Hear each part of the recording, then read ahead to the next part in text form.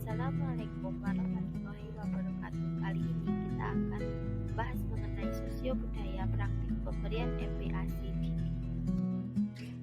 Perkenalkan, kami dari kelompok 3 yang beranggotakan Dewi Puspita Anggraini dengan NIM 004 dan Ngaina Kansanabila dengan NIM 052.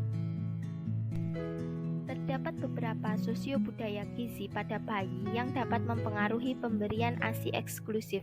Sosio-budaya gizi pada bayi yang ada di masyarakat yaitu pemberian MPASI dini kepada bayi sebelum usia 6 bulan.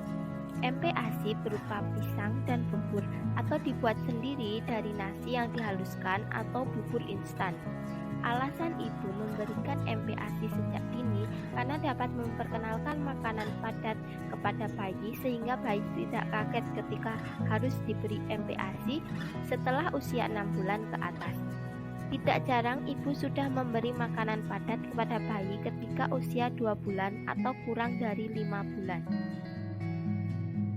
Yang melatar belakangi pemberian MPASI dini yaitu karena masyarakat meyakini bahwa bayi yang menangis terus-menerus setelah disusui masih merasakan lapar, sehingga perlu diberikan makanan tambahan seperti pisang atau bubur agar bayi dapat tenang dan tertidur.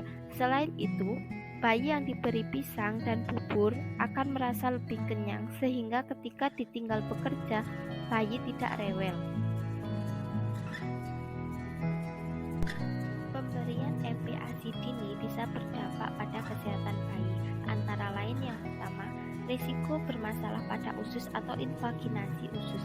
Kemungkinan pemberian MPASI terlalu dini menyebabkan usus bekerja lebih keras dan menyebabkan hal ini terjadi.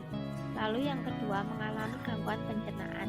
Bayi kemungkinan mengalami banyaknya gas dalam lambung, bisa menyebabkan kram usus, sulit buang air besar, dan diare. Lalu yang ketiga, rentan terhadap penyakit. Bayi yang memperoleh ASI eksklusif akan memperoleh perlindungan dan kekebalan tubuh. Ini diperoleh dari kandungan zat yang terdapat dalam ASI, apalagi MPASI yang diberikan kurang terjaga kebersihannya.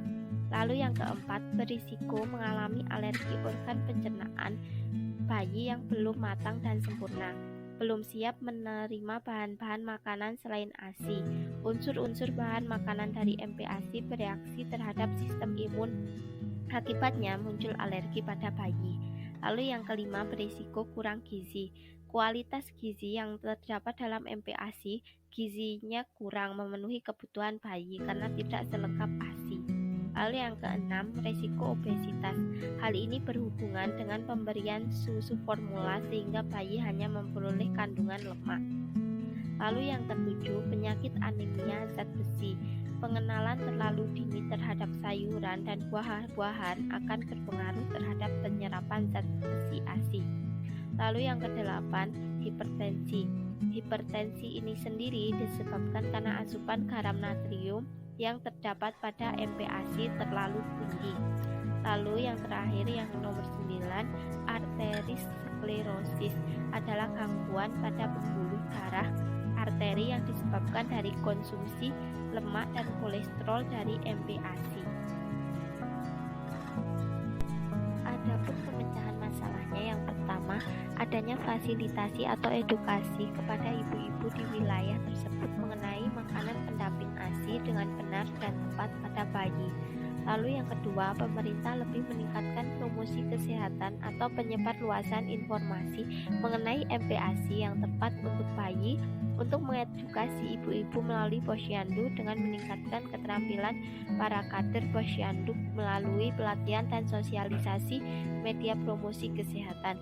Lalu yang ketiga, diharapkan ibu-ibu di wilayah tersebut menambah pengetahuan dan meningkatkan kesadaran dalam memberikan MPASI yang baik untuk bayi.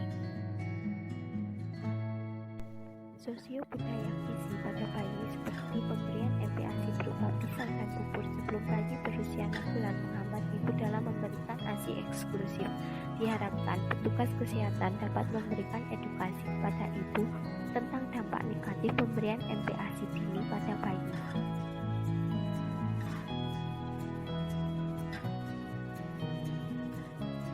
Sekian yang dapat kami sampaikan. Terima kasih. Wassalamualaikum warahmatullahi wabarakatuh. wabarakatuh.